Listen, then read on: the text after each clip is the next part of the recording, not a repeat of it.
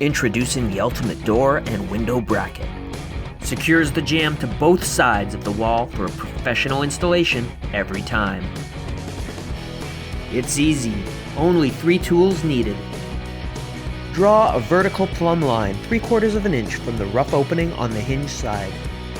Professionally install all types of hollow and solid core doors. Attach 6 brackets to the jamb. Bend 1 tab of each bracket.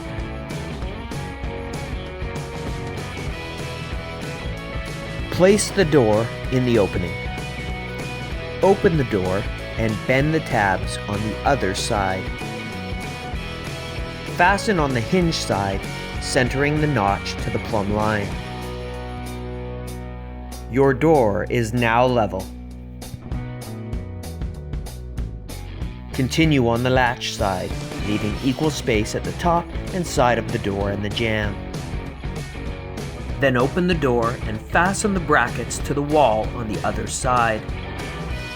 Secures the jamb to both sides of the wall for a professional installation every time.